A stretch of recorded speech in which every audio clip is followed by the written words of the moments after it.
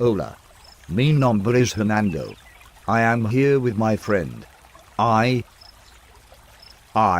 actually do not know my friend yet. What is your name, well-dressed white-haired friend? I am a simple professor of history at the Royal Institute for the History of History. It is a very prestigious position. How old are you? 47. Your voice. It is not what I expected from a grown man. Hey, older man named Hernando, do you have a problem with my voice? No problem at all. Let us get on with what we have to tell Mr. Wilcox's class. Yes, indeed. We have a job to do. You fourth graders may sort of follow along by looking at page 82 of your social studies textbook. We are going to talk mostly about Spanish explorers. Yeah, those Spanish were some exploring fools. I had not thought of using those words, but you could say that. Of course, we already know that Spain sponsored Christopher Columbus's voyages to what became known as the New World. He insisted until his dying day that he had found the West Indies, as in the western parts of India. Then, the Italian, Amerigo Vespucci, would explore the Caribbean and parts of the coast of South America. He was the first to declare that the lands they were exploring were in fact land areas the Europeans had previously never known about. The Spaniard Vasco Núñez de Balboa sailed to present-day Panama in Central America. Panama? You need to remember Balboa and Panama. I'm serious. This is, like, on the test. He made the journey across the isthmus and became the first European to stand on the eastern shores of the Pacific Ocean. But, you should realize, this ocean was not named the Pacific yet. Balboa called it the South Sea, because he was facing south when he reached it. Let's review. Who was the first European to reach the Pacific from the Americas? That's right. Balboa. You want to take the next one? Oh, may I? Indeed you may. I suppose we should mention Magellan. Ferdinand Magellan was Portuguese, but he sailed for Spain.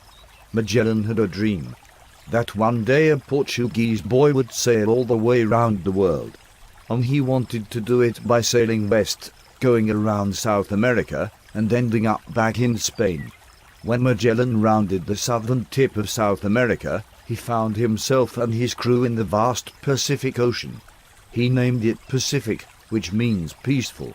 He did that because it looked so calm. I know what happened. So do I? Magellan died in a battle in the Philippines. He never made it back to Spain. Who is telling this story? You or me? You were, but I was starting to fall asleep. Go ahead and finish. Bulga. What was that? I was just trying to wake you up. I'm awake. Tell about Magellan. Magellan died, but some of his crew made it back to Spain.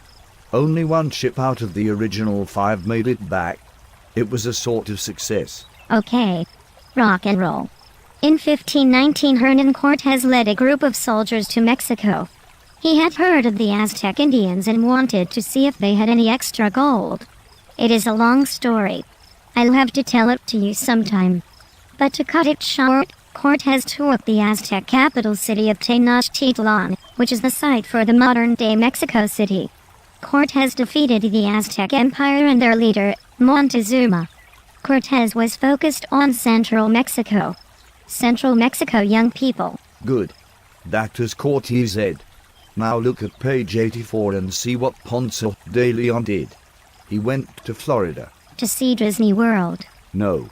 There's no Disney World yet. Ponce de Leon claimed Florida for Spain. That was in the same year as Balboa's expedition, 1513. Ponce de Leon, Florida. Memorize that. Moving right along. Hernando de Soto explored much of the American Southeast. The American Southeast. De Soto.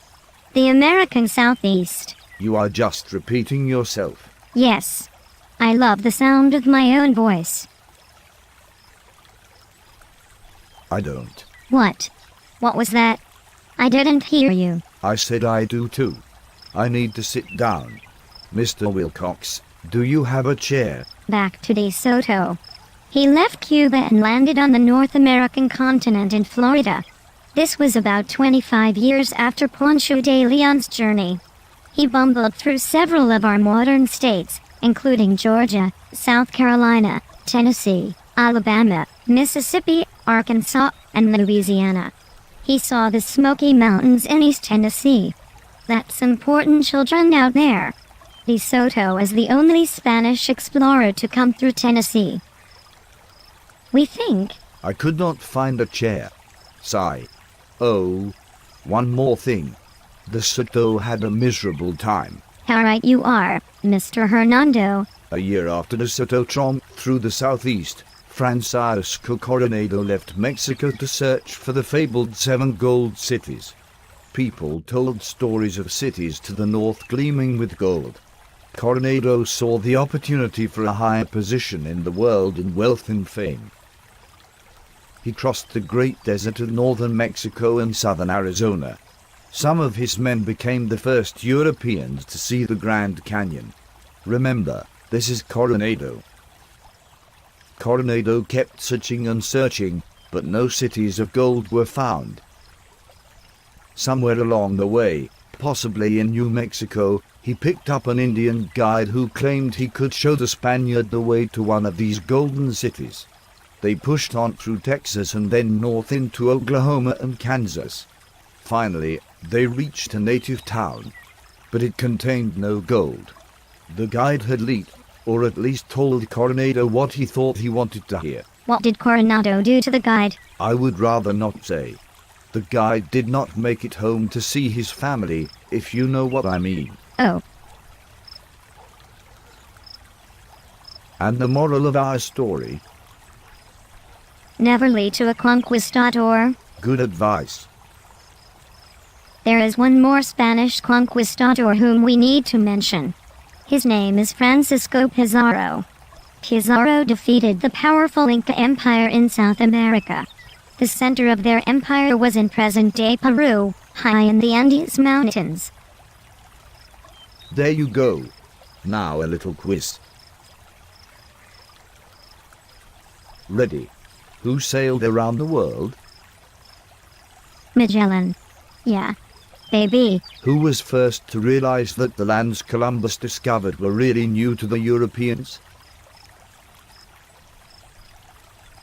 Vespucci. Who crossed Panama to reach the Pacific Ocean?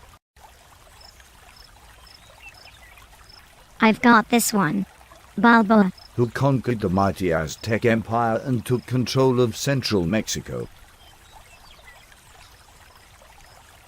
Cortez. Now, Mr. Florida. The Spanish man who led the expedition to Florida and claimed it for Spain? Ponce de Leon. Who went to Peru in South America and defeated the powerful Inca Empire? Well, sir, that would be the Inca Buster himself, Francisco Pizarro. Who, then, searched for cities of gold in vain throughout the American Southwest? The same one who logged the discovery of the Grand Canyon. Yes, Bob, that would be Coronado. And finally, which Spanish explorer had a miserable time wandering around the southeastern part of America and most likely passed through parts of Tennessee? Oh yeah, that is De Soto.